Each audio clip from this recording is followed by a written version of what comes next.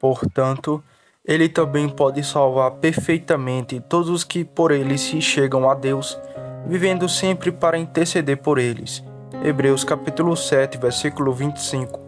Tendo despanchado a primeira parte, ou ato do sacerdócio de Cristo, consistindo em sua oblação, chegamos ao outro ramo dela, consistindo em sua intercessão, que nada mais é do que a continuação virtual de sua oferta, uma vez que feita na terra, sendo esse o meio de reconciliação, isso o caminho e os meios de aplicar a nós os benefícios adquiridos por ele. Esta segunda parte, ou ramo de seu sacerdócio, foi tipificada pela entrada do sumo sacerdote com o sangue do sacrifício e o incenso aromático no lugar santo. E ele tomará o incensário cheio de brasas vivas do altar diante do Senhor, suas mãos cheias de incenso aromático batido, e o trará para dentro do véu. E ele deve pôr o incenso no fogo perante o Senhor, para que a nuvem do incenso cubra o propiciatório que está sobre o testemunho, para que não... E tomará o sangue do novilho e o espargirá com o dedo sobre o propiciatório para o leste. Levítico capítulo 16, versículo 12 ao 14. A oferta de Cristo na terra respondeu à matança do sacrifício externo e sua entrada no céu para lhe interceder. Foi o que respondeu à entrada do sacerdote com sangue e com as mãos cheias de incenso dentro do véu. De modo que esta é uma parte, sim, uma parte especial do sacerdócio de Cristo. E tão necessário para isso, que se ele não tivesse feito isso, todo o seu rebanho e todo o seu trabalho na terra não teria significado nada. Nem teria sido sacerdote, isto é, sacerdote completo e perfeito, se tivesse permanecido na terra.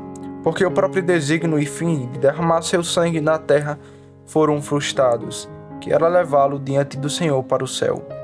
De modo que esta é a principal parte perfeita do sacerdócio.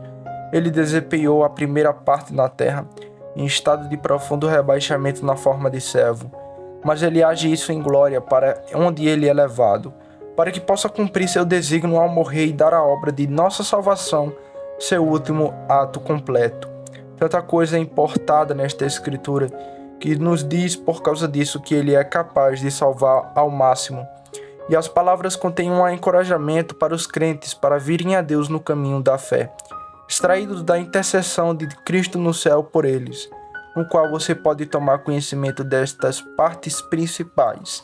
Primeiro, a qualidade das pessoas aqui encorajadas, que são descritas por um ato direto de fé, como pobres reclinados que estão saindo de si mesmo para Deus pela fé, mas conscientes de grande dignidade de si mesmo e, portanto, aptos a serem desencorajados. Segundo, o encorajamento proposto a tais crentes, extraído da capacidade de Jesus Cristo, em cujo nome eles vão ao Pai para salvá-los ao máximo, isto é, totalmente, perfeitamente, completamente, pois assim esta palavra enfática significa salvar-nos totalmente, completamente, dando à nossa salvação seu último ato e conclusão. O fundamento ou a razão dessa sua capacidade salvadora, vendo que ele sempre vive para fazer intercessão, isto é, ele não apenas ofereceu seu sangue a Deus no madeiro, como um preço total para comprar perdão e graça para os crentes, mas vive no céu. E para que cada um aplique a nós no caminho da intercessão todos os frutos, bênçãos e benefícios que aquele precioso sangue merece e nos dê um preço por eles. As palavras assim abertas, o ponto que devo destacar entre muitos que estão nelas como mais adequado ao meu desígnio e propósito é este: que Jesus, nosso sumo sacerdote, vive para sempre, na qualidade de um poderoso intercedor no céu para os crentes. Aqui indagaremos primeiro o que é para Cristo ser um intercessor, em segundo lugar, por quais atos ele realiza essa obra no céu, em terceiro lugar, de onde vem a potência e prevalência de sua intercessão, em quarto e último lugar, como ele vive para sempre para interceder por nós. Primeiro, o que é para Cristo ser um intercedor por nós. Interceder em geral é ir entre duas partes, suplicar, argumentar e pleitear uma pela outra. E disso existem dois tipos. Primeiro, aquilo pela qual um cristão ora e suplica a Deus por outro. Exemplo, ofício mediatório, aquele pela qual Cristo, como ato de ofício, se apresenta diante de Deus para pedir por nós. Entre esses dois está a diferença, que o primeiro não é realizado em nosso nome, mas em nome de outro. Não podemos fazer nenhum pedido a Deus imediatamente. ou para o nosso próprio bem, seja para nós mesmos ou para os outros. João 16, versículo 23 é dito: tudo o que vos pedirdes ao Pai em meu nome, ele vos dará. Mas o último, que é próprio de Cristo, é uma intercessão junto a Deus por nós, em seu próprio nome e por conta de seu próprio mérito. A primeira é um ato privado de caridade, o outro um ato público de ofício. E assim, ele é nosso advogado ou amigo da corte, como Satanás é o acusador e é o adversário da corte. Satanás é aquele que nos cobra diante de Deus e continuamente se esforça para fazer brechas entre nós e Deus. Cristo é o paradiso, nosso procurador ou advogado que intercede por nós e continua a paz e a amizade entre nós e Deus. 1 João capítulo 2, versículo 2. Se alguém pecar, temos um advogado junto ao Pai, Jesus Cristo, o justo, e continua a paz e a amizade entre nós e Deus. E, portanto, fazer intercessão é a prerrogativa peculiar e incomunicável de Jesus Cristo. Ninguém a não ser Ele pode ir em seu próprio nome a Deus. E nesse sentido devemos entender aquele lugar que fala em Ezequiel capítulo 44, versículo 2 ao 3. Então me disse o Senhor: esta porta estará fechada, não será aberta e ninguém entrará por ela. Porque o Senhor Deus de Israel entrou por ela, portanto, será fechado. Para o príncipe que ele se sentará nela, para comer pão diante do Senhor. O grande portão largo, chamado aqui de portão do príncipe, significa aquela entrada abundante e direta que Cristo teve no céu, por seus próprios méritos e em seu próprio nome. Esta, diz o Senhor, estará fechada, ninguém entrará por ela, todos os outros homens devem chegar lá, por assim dizer, por portas colaterais ou laterais que devam para o altar, a saber. E no entanto, embora Deus tenha fechado e bloqueado para sempre este caminho a todos os filhos dos homens, dizendo-nos que nenhum homem jamais terá acesso a ele em seu próprio nome, como Cristo, o príncipe, teve como alguns, e apesar disso se esforçam para forçar a abertura do portão do príncipe, o mesmo fazem aqueles que encontraram a intercessão dos santos em suas próprias obras e méritos, roubando assim de Cristo sua glória peculiar. Mas todos os que assim se aproximam de Deus, aproximam-se de um fogo devorador. Somente Cristo, em virtude de seu sangue, vem diante dele para interceder por nós. Em segundo lugar, indagaremos em que consiste a intercessão de Cristo no céu, ou por quais atos ele realiza seu glorioso ofício. E as Escrituras colocam isso em 3 coisas. Primeiro ponto: ao se apresentar diante do Senhor em nossos nomes e em nossas contas. Assim lemos em Hebreus capítulo 9, versículo 28.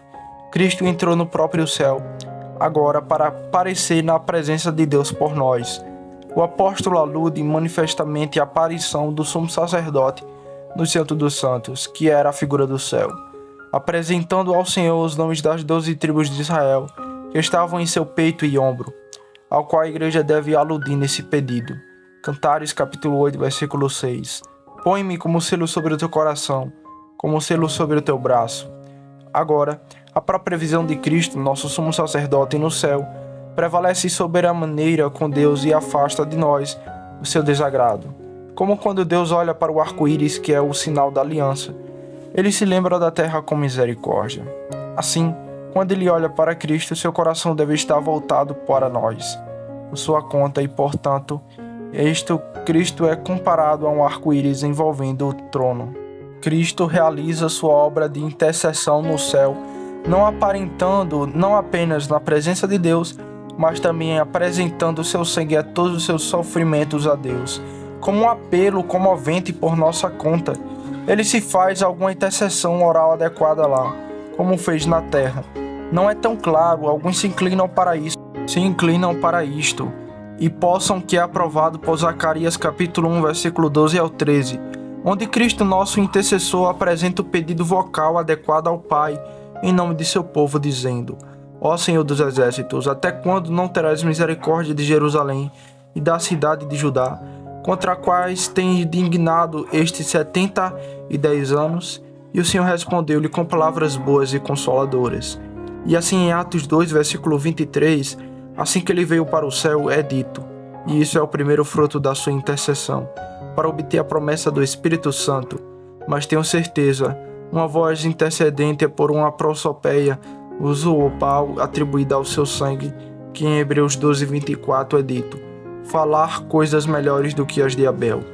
Agora o sangue de Abel, portanto de Cristo, clamam a Deus, como se diz que o aluguel dos trabalhadores detidos injustamente, ou toda a criação que está em cativeiro por meio de nossos pecados, chora e geme nos ouvidos do Senhor.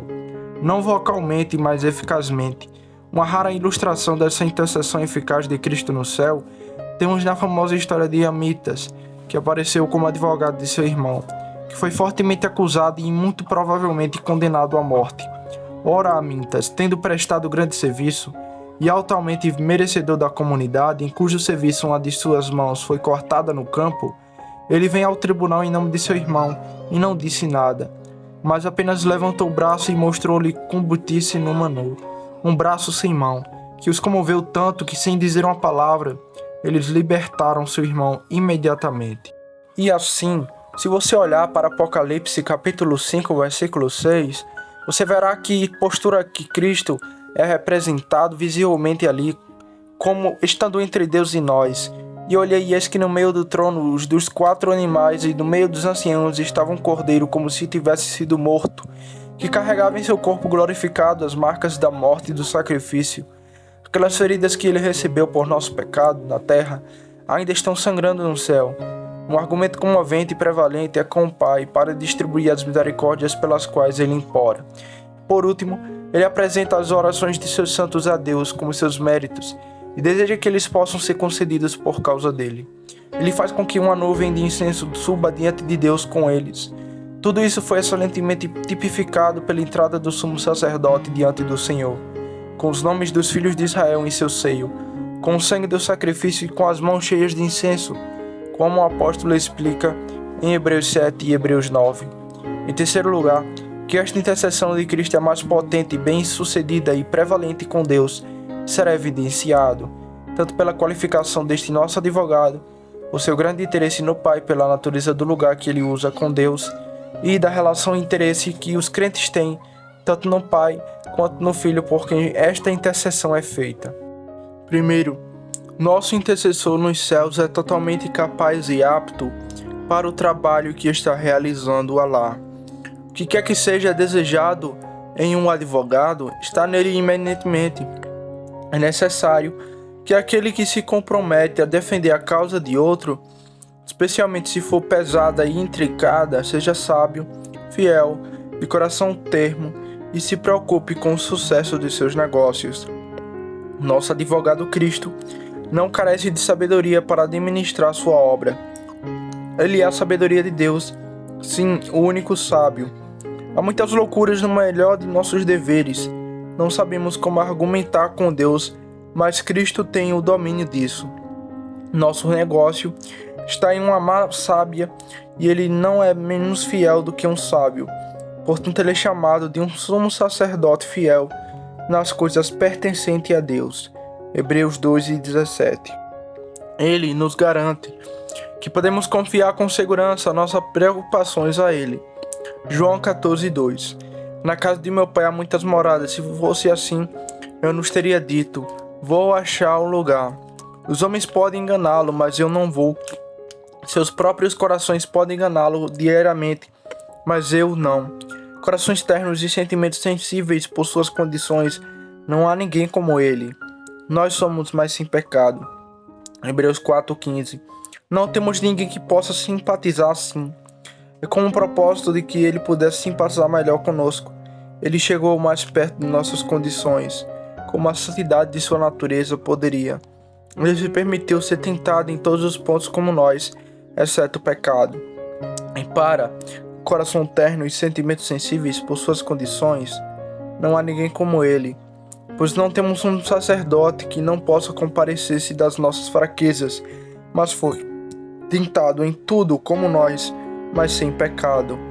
E então, por sua preocupação e interesse no sucesso de seu progresso, ele não apenas considera, mas realmente fez disso seu próprio interesse. Sim, mais dele do que nosso. Pois agora, por causa de união mística, todos os nossos desejos e problemas são dele. Sim, sua própria glória e eternidade, como mediador, está profundamente interessada nisso.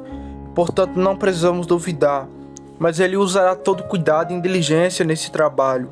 Se você diz, então ele pode, e ainda assim não acelerará por tudo isso, pois depende da concessão do Pai. Segundo, considere o grande interesse que ele tem no Pai, como quem intercede. Cristo é seu querido Filho, Colossenses 1,13, o amado da sua alma.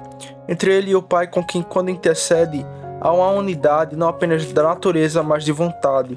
E assim ele sempre o ouve. Sim, e ele disse ao seu querido Filho, perdoe-me e eu te darei.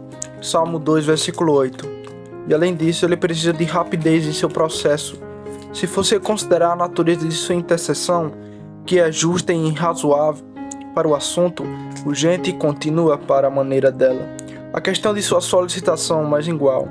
O que ele deseja não é desejado gratuitamente, ou em termos impróprios para a santidade e justiça de Deus conceder. Ele não deseja mais do que mereceu, pela qual deu uma consideração valiosa ao Pai. E assim, a justiça de Deus não apenas não se opõe, mas promove e implora pela concessão e cumprimento de seus pedidos. Aqui você deve lembrar que o Pai está sobre um vínculo da aliança para fazer o que ele pede, pois Cristo, tendo realizado plenamente o trabalho de sua parte, as misericórdias pelas quais ele intercede são tão devidas quanto o salário do trabalhador quando o trabalho é feito fielmente.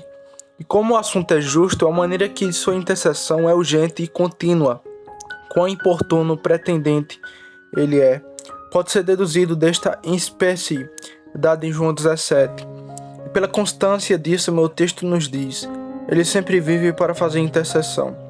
É seu grande negócio no céu, e ele segue de perto. E para fechar tudo, temos o quarto ponto.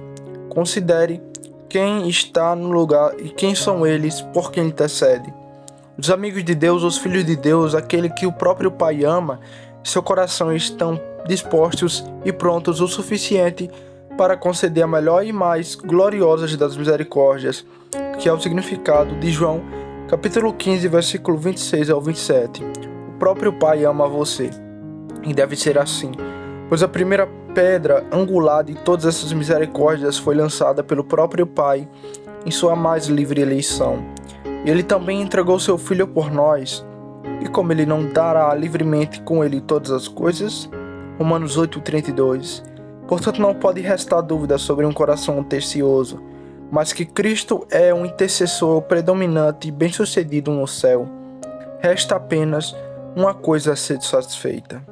Em quarto lugar, em que sentido ele deve viver para sempre para fazer intercessão?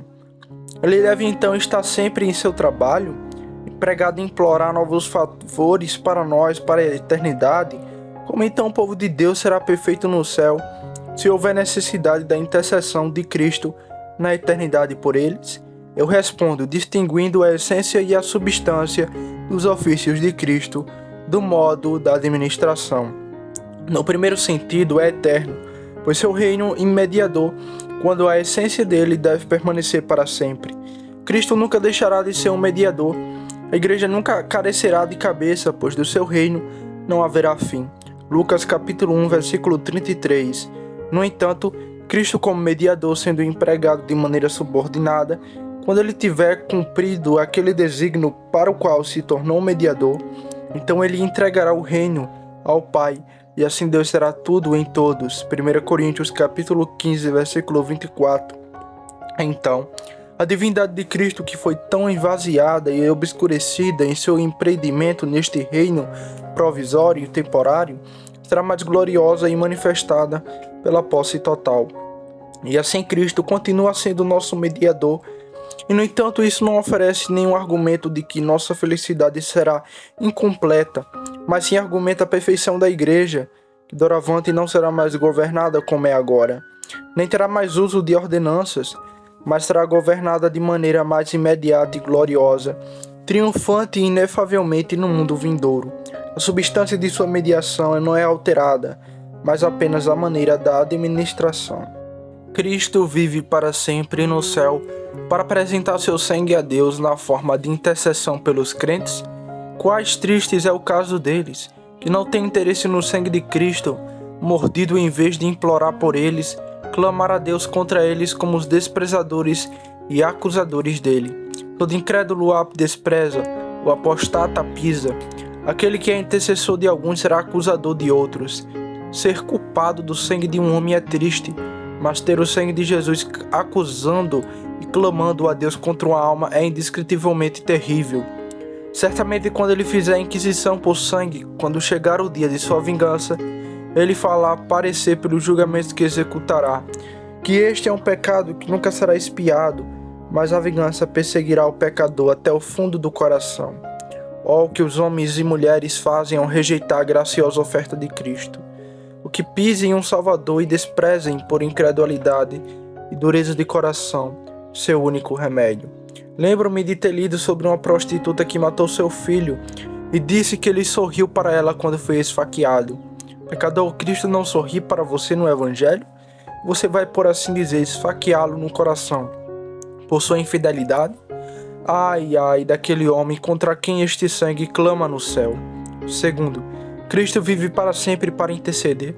Portanto, que os crentes busquem alívio e encorajem todas as causas e fundamentos de seus medos e problemas, pois certamente isso responde a todos eles. Primeiro, portanto, deixe-os ser encorajados contra todas as suas enfermidades pecaminosas e fraquezas lamentadas. É confessado que são coisas tristes. Eles entristecem o Espírito de Deus, entristecem seus próprios corações, obscurecem suas evidências, mas ter tal sumo sacerdote no céu nunca pode ser sua ruína. 1 João capítulo 2, versículo 1 ao 2 dito: Meus filhinhos, estas coisas vos escrevo, para que não pequeis, e se alguém pecar, temos um advogado junto ao Pai, Jesus Cristo, o justo. As crianças, especialmente as criancinhas, quando começam a andar pela primeira vez, tendem a tropeçar em cada palha. Assim são os cristãos inexperientes, jovens e inexperientes. Mas se o fizessem, porque embora deva estar longe deles receber encorajamento de Cristo e de sua intercessão, ainda assim, se por surpresa eles pecaram, não devem ser totalmente desencorajados por termos um advogado. Ele interrompe qualquer apelo que possa ser feito contra nós pelo diabo ou pela lei e responde a tudo por sua satisfação. Ele obtém novos perdões por novos pecados. E este advogado está com o Pai. Ele não diz com seu Pai, embora tenha sido um suporte singular em si mesmo, nem ainda com nosso Pai, que é um doce encorajamento considerado isoladamente, mas com o Pai que leva em ambos para tornar o encorajamento completo. Lembrem-se, você que está abatido sobre o senso do pecado, que Jesus, seu amigo no tribunal acima, é capaz de salvar totalmente. Que é como se chama, uma palavra que alcança e se estende tão longe que você não consegue olhar além dela. Deixe sua alma ser colocada no monte mais alto que qualquer criatura já foi colocada, e ampliada para ter em vista a mais ampla perspectiva de pecado e miséria, e dificuldades de ser salvo, que algum pobre alma humilde lançou dentro de si. Junte a este todos os obstáculos e objeções que o coração do homem pode inventar contra si mesmo e contra a salvação. Levante os olhos e olhe até o máximo que puder ver, e Cristo, por sua intercessão, é capaz de salvá-lo além do horizonte e da bússola de seus pensamentos, até o máximo. Portanto, atraia abundante encorajamento contra todos os apertos de coração e morte de espírito em oração. Você reclama que seu coração está morto, errante e contrário no dever. Oh, mas lembre-se que o sangue de Cristo fala.